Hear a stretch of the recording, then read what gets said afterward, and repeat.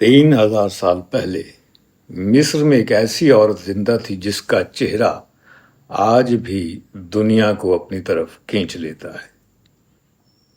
ایک ایسا چہرہ جس میں غیر معمولی حسن ہے، وقار ہے اور شاید ایک راز بھی۔ اس عورت کا نام تھا نفرتیتی۔ اس کے نام کا مطلب ہے خوبصورت عورت آ گئی ہے۔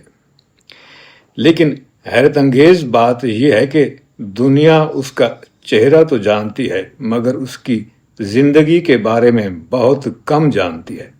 ہمیں نہیں معلوم کہ وہ کہاں پیدا ہوئی، ہمیں یہ بھی یقین سے معلوم نہیں کہ اس کے والدین کون تھے، لیکن پھر قسمت نے اسے مصر کے شاہی دربار تک پہنچا دیا اور اس کی شادی مصر کے فرعون سے ہو گئی۔ اس فرعون کا نام تھا اخناتون۔ اخناتون عام فرعون نہیں تھا۔ اس نے صدیوں پرانے مذہبی نظام کو بدلنے کی کوشش کی اور سورج کی علامت آتون کو عبادت کا مرکز بنا دیا۔ مگر اس انقلاب میں وہ اکیلا نہیں تھا۔ اس کے ساتھ ایک ایسی عورت تھی جس کی موجودگی قدیم مصری تاریخ و فن میں غیر معمولی طور پر نمایاں ہے، نفرتیتی۔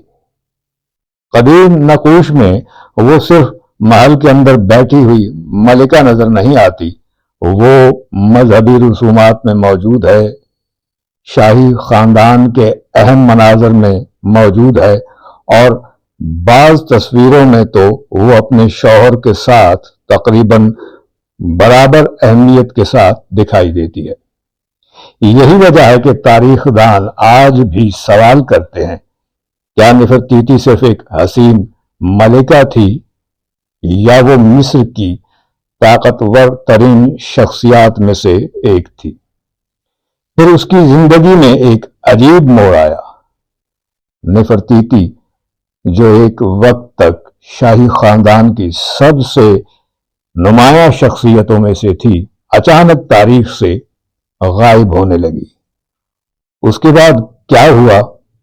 کیا وہ مر گئی؟ کیا اسے اقتدار سے ہٹا دیا گیا؟ یا کیا اس نے اپنا نام بدل لیا؟ قدیم مصر کی تاریخ میں ایک پراسرار حکمران کا ذکر ملتا ہے، نام تھا نیفرو آتن۔ کچھ تاریخ دانوں کا خیال ہے کہ شاید یہ نفرتیتی ہی کا دوسرا نام تھا۔ اگر ایسا تھا تو سوچئے تاریخ نے 3000 سال تک ایک خاتون فرعون کو پہچاننے میں کتنی بڑی غلطی کی۔ اس صورت میں نفرتیتی صرف ایک ملکہ نہیں تھی، ممکن ہے کہ وہ خود مصر کے تخت پر بیٹھی ہو، لیکن یہ بات یقینی طور پر ثابت نہیں ہو سکی۔ اور شاید نفرتیتی کی سب سے بڑی پہیلی یہی ہے، لیکن اصل راز تو اب شروع ہوتا ہے۔ اس کے آخری دن کہاں گزرے؟ وہ کب مری؟ اور اسے کہاں دفن کیا گیا؟ آج تک اس کی قبر یقینی طور پر دریافت نہیں ہو سکی۔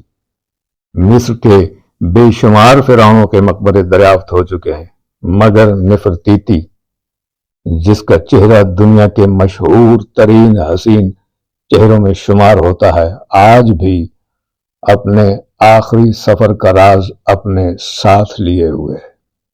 شاید اسی لیے نفرتیتی صرف مصر کی ایک حسین ملکہ نہیں بلکہ تاریخ کی ان گنت پہیلیوں میں سے ایک ایسی پہیلی ہے جس کا راز شاید آج بھی مصر کی ریت اپنے سینے میں چھپائے بیٹھی ہے۔